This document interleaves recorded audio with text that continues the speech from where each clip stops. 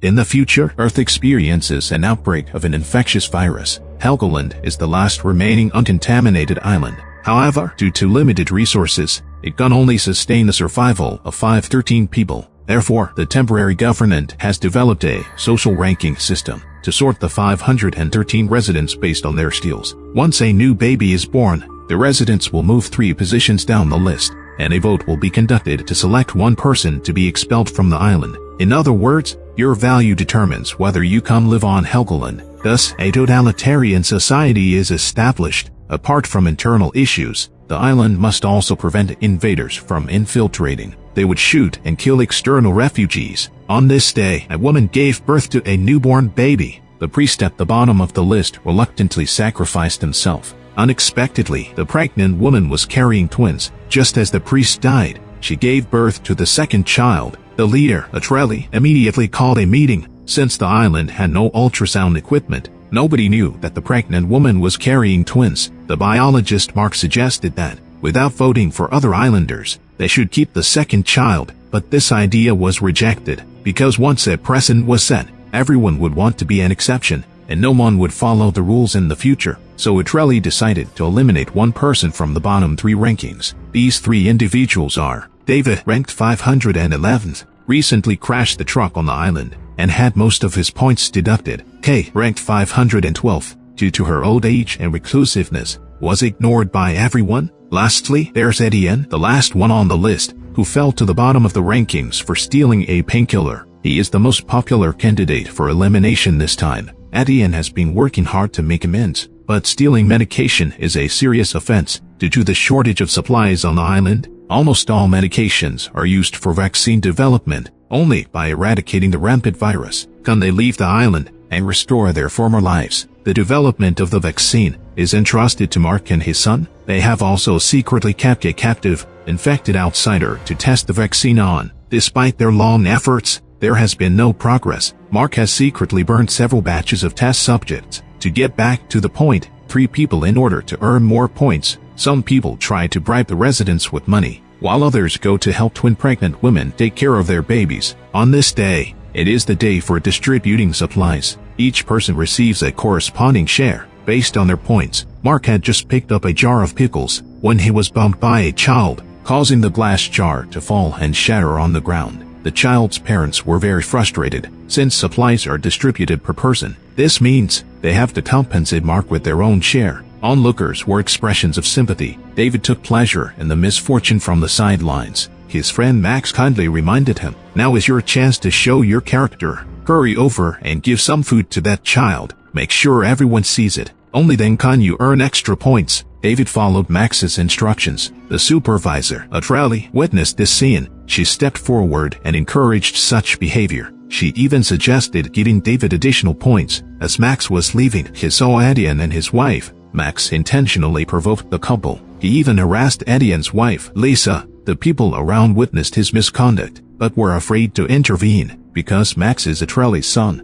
Betrayal has always condoned his arrogant behavior. Max wanted to exchange supplies for Lisa's services. Lisa bowed down to Max in order to obtain the supplies. Soon enough, the day to vote for the sacrifice arrived. Etienne received the most votes. Lisa stepped forward to expose Max's wicked actions. He had been stealing supplies from the island and using them to threaten female residents to engage in relations with him. Criminals like Max should be at the bottom of the list. Lisa's words gave more courage to the victims. Other female residents also stepped forward to accuse Max. Yet Max approached the management and asked his mother for help in resolving the situation. But under public pressure, Betrayal conducted a new vote. The people had long held grievances against Max. They raised their hands to support his execution. Betrayal couldn't personally send her son to his death. She agreed to banish him from the island. Early the next morning, the militia on the island escorted Max to the mainland. Mark's son, York, defied his parents' objections and insisted on joining the escort team. On this journey, besides expelling Max, the militia also intended to exchange supplies from the island for medicine with the survivors on the mainland. Due to the rampant virus on the mainland, the militia members were dressed in protective suits. As they approached the mainland, Max's confidence began to waver. He confessed that Betrayal has hidden a lot of supplies. If the militia was willing to save his life, Max could guarantee a lifetime of security for them. The the militia wasn't swayed by his offer, and instead severely beat Max before continuing towards the mainland. Shortly after, the militia arrived at the agreed-upon trading location to exchange supplies with the survivors on the mainland. Unexpectedly, a man in a suit suddenly appeared, claiming to be a top-notch mechanic and expressing his desire to join the island of Helgoland. As the man approached closer, the militia immediately shot him dead. The island had brought fresh fruits and vegetables, but the mainland only provided expired vaccines, as the pharmaceutical factories had long ceased operation. Fresh medication was more precious than gold. On the other side, York, who was responsible for watching the boat, was dissatisfied. He also wanted to talk to the people on the mainland. So, while his teammates were distracted, York slipped away. While on the way, he encountered a black man named Mahik. This person had flu vaccines in his hands, and they were all recently produced. Mahik said that he had plenty more in his possession, leading York to a nearby dilapidated ship. Mahik indeed had boxes of vaccines. Not only that, he also had sophisticated laboratory equipment. However, there's no such thing as a free lunch. York asked Mahik what he wanted in exchange. Mahik replied that he didn't need anything. He wanted to go to the island with his friends. After Mahik finished speaking, he called his companions to appear. It was then that York realized he had been deceived. Meanwhile, the militia team, upon obtaining the supplies, immediately returned. An audacious old man rushed over and even lifted the mask of militia member Louis. The old man was about to attack. The female captain immediately shot him dead. Everyone didn't dare to delay and retreated with the supplies. The female captain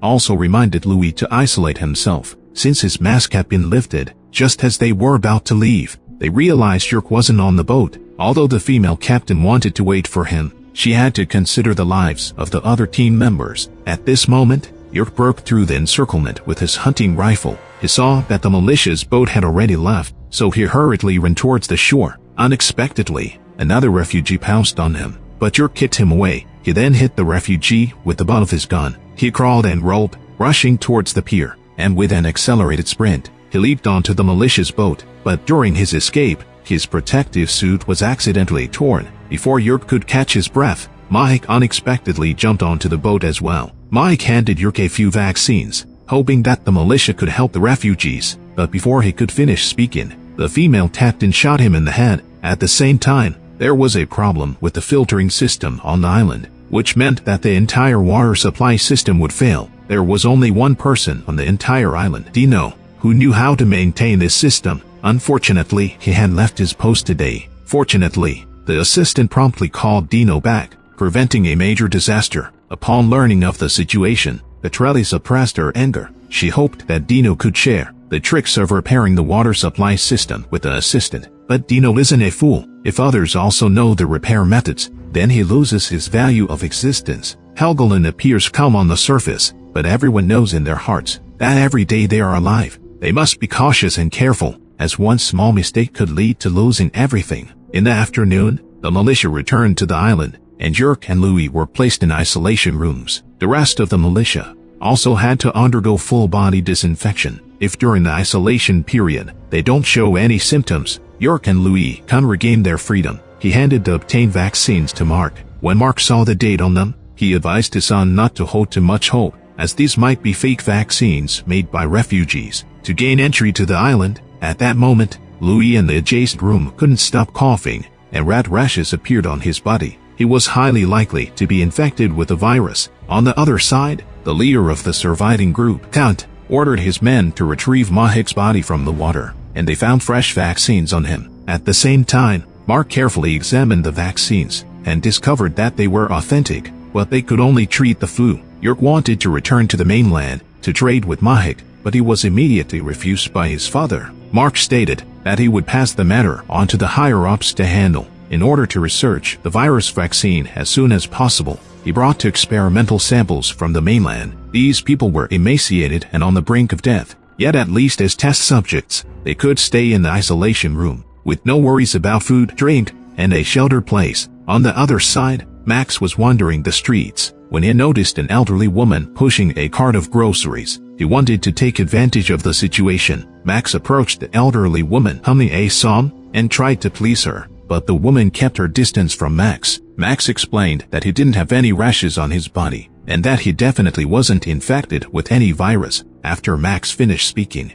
he began undressing to prove his point, intentionally revealing his young and fit body. The elderly woman couldn't help but be captivated by Max's appearance, and he used his charm to get her to take him in. The woman brought him to her residence. Max also learned through the elderly woman that the leader of the survivors on the mainland was called the Count. He tried to persuade the elderly woman to introduce him, but he was met with rejection. His patience finally ran out, and Max approached the elderly woman from behind, grabbing her neck and slamming her into a cabinet. Then he picked up a radio and smashed it, killing the woman. Max had quite a strong vitality. Unfortunately, Louis had already died. The atmosphere in the laboratory was somber. Yerk didn't dare tell his father that he also had developed rashes on his body. Betrayal held a memorial service for Louis and proposed severe punishment for the female captain. It was because of her incompetent leadership that the militiamen were put in danger. Therefore, Betrayal demanded the removal of the female captain from her position and deducted 100 points from her score. Just as everyone was about to vote, a few young people who disapproved of Betrayal intentionally coughed to scare the residents. The leader among them was the journalist's daughter. Louis' infection scared everyone, and upon hearing the coughing, they scattered from the hall like startled birds. These young people completely angered Betrayal, and she immediately issued a new decree. Effective immediately, parents will be held responsible for their children's actions, and if children make mistakes, their parents will also lose points. This policy troubled the journalist greatly, because her daughter had just been found to be unmarried and pregnant. Although the island does not interface with young people's relationships, it strictly controls reproductive qualifications. The journalist's daughter's behavior seriously violated the regulations of Helgoland. The journalist wanted her to have an abortion, but the daughter refused. As a result, the mother and daughter had a big argument. Unable to convince her daughter, the journalist mixed abortion pills into her tea. Meanwhile, Dino was trying to contact his wife on the mainland using a hidden radio device. He believed that since Louis had died, the island would surely accept new people, making it the perfect opportunity to help his wife come to the island. On the other hand, York's situation was getting worse, and he eventually told his father about the infection. Little did York know that Mark had known all along, and intentionally hid the truth from Betrayal to protect his child. York believed that instead of waiting to die on the island, it would be better to let him leave and continue searching for a vaccine. At the same time, the Count captured one of Mahik's accomplices and was also inquiring about the whereabouts of the vaccine. He made a deal with the leader, Jesse, who provided a new batch of vaccines, and in return, the Count offered shelter for Jesse and her group of refugees. Meanwhile, Max left pushing the old woman's cart and encountered a woman near the railroad tracks. Max threw a battery at her, wanting to find out how to meet the Count. The woman took the battery, but unexpectedly coordinated with her accomplice to attack Max. When he regained consciousness, he found himself hanging upside down in the outskirts. The leader of the group asked him why he wanted to meet the Count. Max said that the owner of the cart had died from an illness, and he wanted to donate all the groceries to the Count. Yet the leader didn't believe Max, and he was about to harm him. Max confessed that he was from the island, and the leader indeed stopped. He pushed the cart with Max and went to meet the Count, hoping to exchange him for some supplies. After learning that Max was Betrayal's son, the Count bought him from the leader with a bottle of antibiotics. Max lied, claiming that he was separated from the militia group when they came to exchange supplies, and repeatedly emphasized that the old woman died from an illness. However, the Count, being the wealthiest person on the continent, must have extraordinary abilities and saw through Max's lies. He guessed that this person not only killed the old woman, but was also expelled from the island. Unable to deceive the Count, Max claimed to have a way to enter the island, and suggested they could conquer Helgoland together. The Count intended to trust Max for now. On the other side, with Louis' death from illness, an additional spot became available on the island. Betrayal wanted to bring in a genuine doctor from the mainland. In the end, only 2 women were selected, and one of them happened to be Dino's wife. Since he arrived on the island 2 years ago, he had been eagerly anticipating a reunion with his wife. The island immediately conducted video interviews with the 2 candidates. Both candidates responded fluently to Mark's questions and performed exceptionally well. Therefore, in the final voting stage, their scores were almost tied. The final vote was in Mark's hands, and he would decide the winner. Mark eliminated Dino's wife and chose another candidate named Anne, a female doctor. This was because the island needed excellent surgeons more than pharmacists. This outcome broke Dino's heart, and he stopped the higher-ups trying to fight for his wife. Nevertheless, he was ignored by Betrayal. Furthermore, the island was unwilling to let the mechanic leave. Later, the higher-ups specially went to the deck to welcome the arrival of the new doctor, and they didn't realize that there were 2 people hiding on the boat docked at the pier, and they were Helen and Eric, who captured Max. After this incident, Dino was determined to seek revenge on the island. One day, the windmill caretaker came across a bottle of gin, which was a scarce resource on the island. He sneaked into the office and drank secretly. It didn't take long for him to get drunk. Meanwhile, Dino took the opportunity to climb to the top of the windmill. The caretaker, in a drowsy state, caught a glimpse of the surveillance footage and noticed Dino sabotaging the windmill's drive shaft. The caretaker quickly got up to stop him, but was hindered by his lack of coordination due to excessive drinking. As the caretaker climbed halfway, his foot slipped, causing his lower limb to break. The medical staff rushed him to the operating room. The recently arrived doctor and was nowhere to be found. Mark realized that they couldn't delay the situation any longer. He took it upon himself to amputate the caretaker's leg, and finally showed up when the surgery was nearing completion. Mark instructed her to quickly change clothes and assist, surprisingly, and ran out, appearing frightened by the sight of blood. Mark sensed that something was off about this new doctor. He immediately left the operating table and confronted Anne, and confessed, "I'm just a Pilates instructor. Therefore, I have a good understanding of the human musculoskeletal system." Furthermore, Anne memorized an entire medical textbook for this interview. She initially planned to blend in and learn gradually, but little did she know that she would be involved in surgery on her first day. Mark became extremely angry upon hearing this, while Anne remained remarkably calm, because she had leverage over Mark. She knew that Dirk had already been infected, and said that Betrayal's rule wouldn't last long, as the Count had already found a way to conquer the island. "As long as you help keep it a secret, I will ensure the safety of you and your son when the Count attacks the island." Before Mark could respond, the physician's assistant suddenly burst into the room. She overheard their conversation and felt that it should take up a spot on the island. Mark should also be punished for concealing his son's condition. After the assistant finished speaking, she was about to report to Betrayal and pushed her against the door, and a sound of chaos and struggling came from inside. Subsequently, Anne emerged from the room with blood all over her face. She used a fire extinguisher to kill the assistant. Mark was stunned by the scene unfolding before him. It was clear that Anne was not a good person. However, Mark agreed to help deceive Betrayal in order to protect his son. Under the cover of darkness, the two of them disposed of the assistant's body in the sea. The next day, Betrayal tried to contact the physician's assistant regarding an important matter. Little did she know she couldn't reach the assistant. She called Mark to inquire about the situation. Mark lied, claiming that he hadn't seen the assistant since yesterday. Betrayal didn't think much of it, and instructed Mark to inform her if there were any updates. Meanwhile, York's condition was deteriorating day by day. There were several instances where he almost passed out. Mark was extremely worried, but couldn't let others see his desperation. On that day, the reporter's daughter had a sudden miscarriage. The reporter asked Mark not to let Betrayal know about the incident, since the child was already lost. There was no need to complicate matters further. Meanwhile, Betrayal was visiting the caretaker. She learned from the caretaker that the new doctor hadn't been involved in the surgery. She walked out of the ward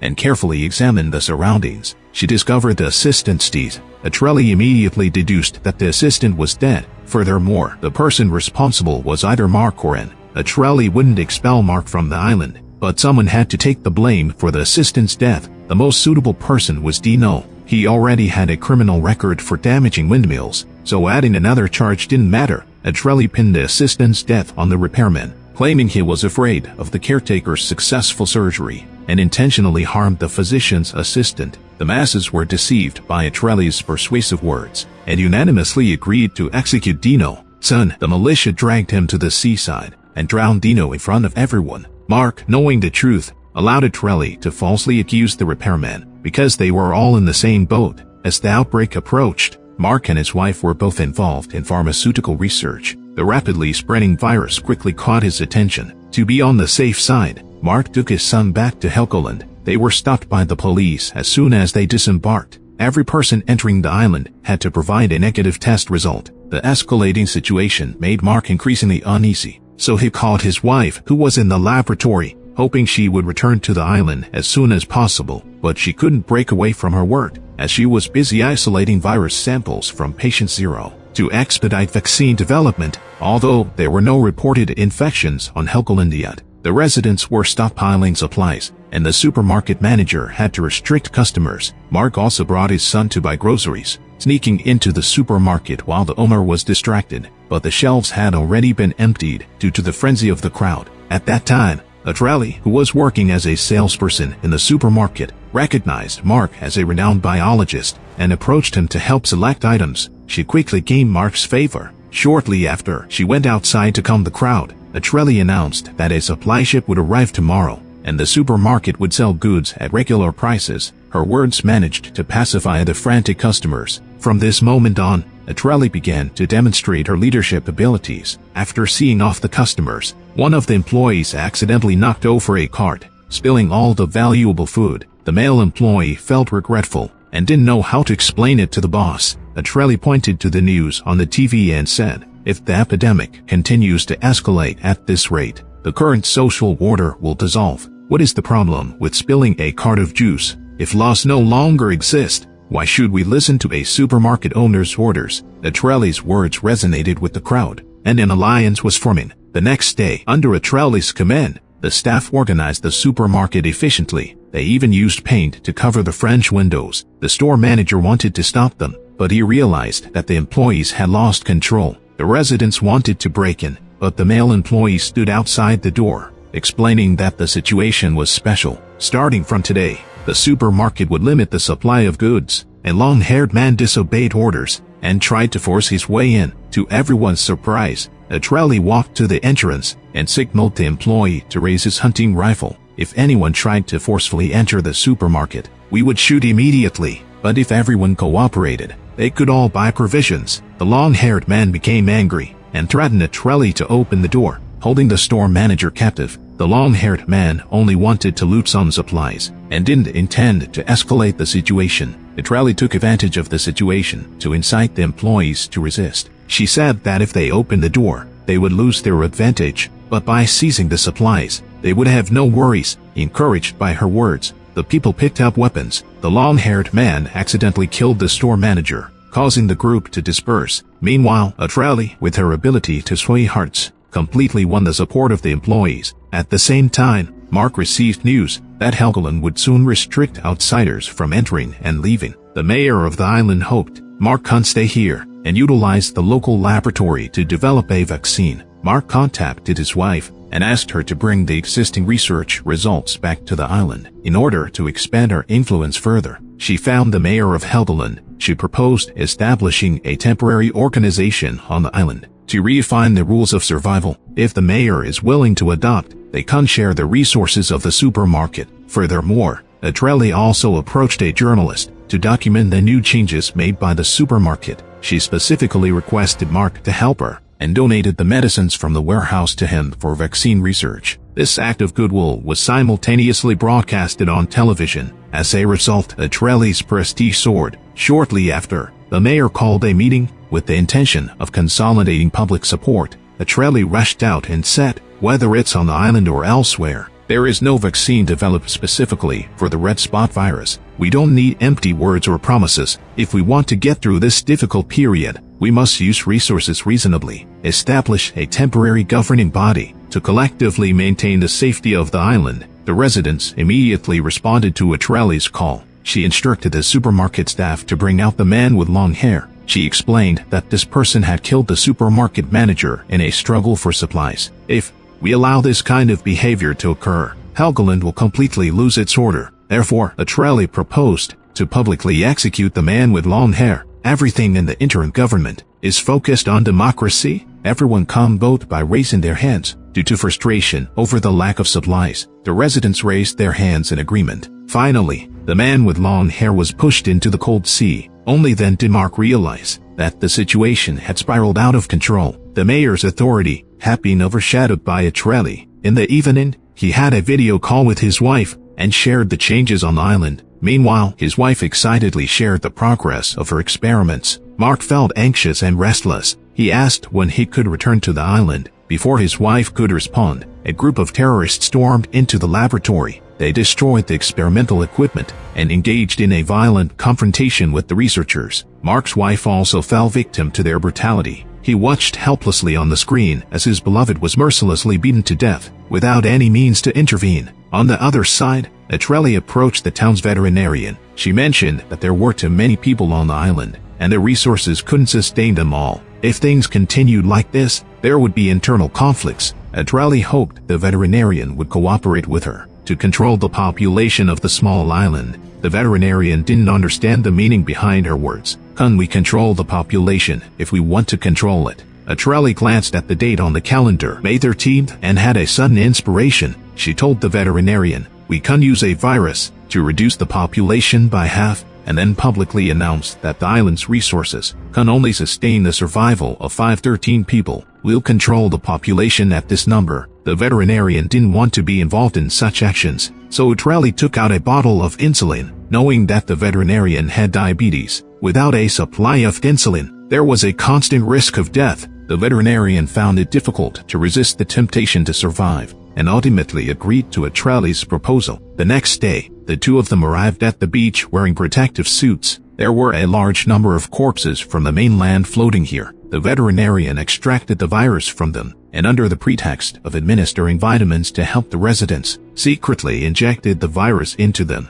As soon as the man showed any symptoms, the supermarket militia guarding outside would immediately kill him. However, this approach was inefficient and risky, and could easily arouse suspicion among the others. Therefore, Betrayal approached Mark and suggested that he conduct a virus test for all the residents on the island. Afterwards, Betrayal secretly manipulated the test results, arbitrarily altering the test results. The fate of nearly 8,000 people on the island was entirely at her discretion. Betrayal specifically kept the technical experts and those under her control, while the rest were all marked as positive. Later, Mark discovered the secret of the two. Betrayal remained calm in the face of his questioning, because the shortage of supplies was indeed a fact. "If you want to protect your son, you must do as I say." In this way, infected individuals, including the mayor, were expelled from Helgoland overnight. Only the carefully selected 513 people, they stayed on the small island. During this time, the mayor attempted to resist and was immediately killed by the escorting personnel. A totalitarian society was officially established, with Betrayal as the queen. The story comes to a pause at this point. Meanwhile, Mark is in isolation, watching his son lose his breath. He has lost all motivation to live. He takes out the tape recording the evidence, with the intention of exposing Betrayal's atrocities. Suddenly, Anne enters with a handgun and destroys the tape. She tells Mark that it's not the right time to reveal the truth, as Count is about to take control of the island. He has the necessary resources and will surely help us develop a vaccine. Mark, devastated by the loss of his son, feels numb and doesn't respond. At the same time, with the help of Jesse, Count finds the large ship Mahik mentioned, and indeed, it contains state-of-the-art medical equipment. Count sets sail towards the small island, while Betrayal continues to enjoy herself in her own swimming pool, completely unaware of the storm that is about to unfold. And thus, the story of the first season comes to an end. It is an apocalyptic science fiction series filled with political metaphors. If you enjoy my channel, please give me a subscription.